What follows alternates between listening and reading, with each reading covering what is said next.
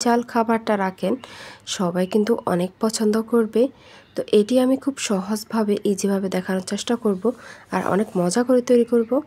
এখানে আমি এই রেসিপিটি তৈরি করতে নিয়েছি 3 প্যাকেট নুডলস।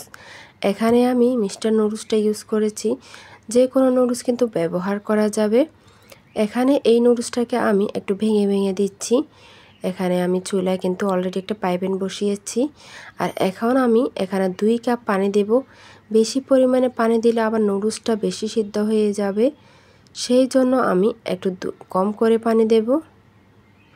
এখন আমি চুলাটাকে ধরিয়ে দেব, একটা ঢাকনা দিয়ে অপেক্ষা করব এটা সিদ্ধ হওয়ার জন্য। তো এই পর্যায়ে আমি নুডলসের যে প্যাকেটটা ছিল ওটা দিয়ে দেব। তাহলে নুডলসের ভিতরেও কিন্তু টেস্টটা অনেক ভালো আসবে। যখন মুখে দেবেন তখন কিন্তু মুখের স্বাদ আরও বেড়ে যাবে। এখন আমি এটাকে নেড়ে ছেড়ে একটা ঢাকনা দিয়ে ঢেকে রাখবো পানি একদম শুকিয়ে যাওয়া পর্যন্ত। এই পানিটা শুকিয়ে গেলে এখন দেখেন আমি আবার নাড়াচাড়া করে পুরোপুরি পানিটাকে শুকিয়ে নিচ্ছি, যাতে এক ফোঁটা পানিও না থাকে। এরপর একটা ডিশে আমি উঠিয়ে নেব এই নুডলসটাকে ঠান্ডা হওয়ার জন্য। এইভাবে উঠিয়ে একটা ফ্যানের নিচে রাখলে খুব দ্রুত এটা ঠান্ডা হয়ে যাবে আর রেসিপিটা কিন্তু খুব দ্রুত আমরা তৈরি করে নিতে পারবো। এখন একটু মেলে দিচ্ছি যাতে খুব দ্রুত ঠান্ডা হয়ে যায়। এইভাবে দিলে ঠান্ডা হতে বেশি সময় লাগে না। তো এই যে ঠান্ডা হয়ে গিয়েছে, এখন এখানে একটা বলে নুডলসগুলো নিয়ে নিয়েছি আর 2টা পেঁয়াজ মিহি কুচি করে নিয়েছি, 2টা কাঁচামরিচ নিয়েছি। যে যতটুকু ঝাল পছন্দ করেন সেই অনুযায়ী কাঁচামরিচ দিয়ে দিবেন। তারপরে কিছুটা পরিমাণে হলুদ গুঁড়া, পরিমাণ মতো লবণ, তারপরে মরিচ গুঁড়া দিয়েছি। যেহেতু আমরা নুডলসের মশলাটা ব্যবহার করেছি, এখানে কিন্তু লবণটা খুব বুঝে শুনে দিতে হবে। তারপরে দিয়ে দিলাম হাফ চামচের মতো হলুদ এবং জিরার গুঁড়া। এখন দিয়ে দিলাম একটি ডিম। তারপরে দিয়ে দিলাম হাফ কাপের মতো বেসন। এটাকে একটু চেলে দেব, কারণ এগুলাতে প্রচুর পরিমাণে ময়লা থাকতে পারে। এই যে আমার চালা শেষ। এখন দিয়ে দিলাম বেকিং পাউডার হাফ চামচ। এখন আমি সবগুলো উপকরণ ভালো করে মিশিয়ে নেব।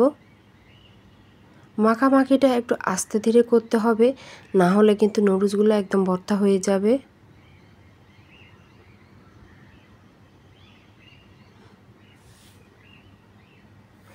এইভাবে মাখতে মাখতে আমার হঠাৎ মনে পড়ে গেল এখানে ধনিয়া পাতা দিই নাই। যদি এটা দিই এটার টেস্টটা কিন্তু আরও বেড়ে যাবে।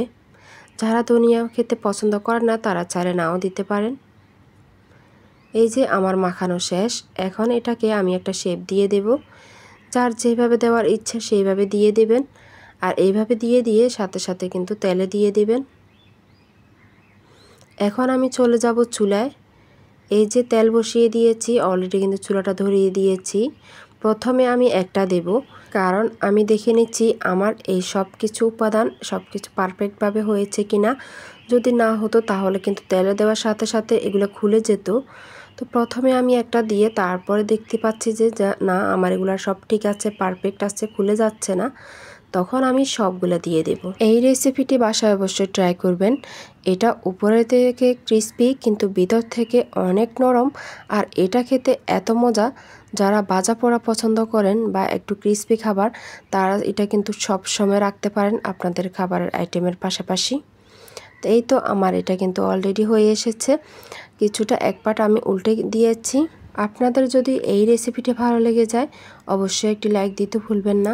আপনি যদি আমার চ্যানেলে নতুন হয়ে থাকেন চাইলে আমার চ্যানেলটিকে সাবস্ক্রাইব করতে পারেন। আর যদি ফেসবুক থেকে দেখেন তাহলে ফলো করতে পারেন।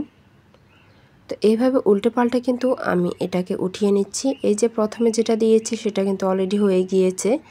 তো এইভাবে করে আমি এক এক করে সবগুলো উঠিয়ে নিচ্ছি। এটার কালারটা কিন্তু বেশ সুন্দর এসেছে। আমি জানি না ভিডিওতে কেমন আসছে, বাস্তবে কিন্তু এত সুন্দর হয়েছে। এই পাকোড়াটা কিন্তু ভাজার সময় এত সুন্দর গ্রান বের হয়েছে, সবাই শুধু রান্নাঘরে গিয়ে দেখতেছে কি হচ্ছে আজকে। তো এই তো দেখতে পাচ্ছেন। আর ভিতরটা এখন ভেঙে একটু দেখিয়ে দিচ্ছি। একদম পারফেক্টভাবে কিন্তু আমার এই রেসিপিটি তৈরি হয়েছে। অবশ্যই এটা বাসায় ট্রাই করবেন। এটা অনেক মজার একটি রেসিপি। আজ এ পর্যন্তই। আল্লাহ হাফেজ। আসসালামু আলাইকুম।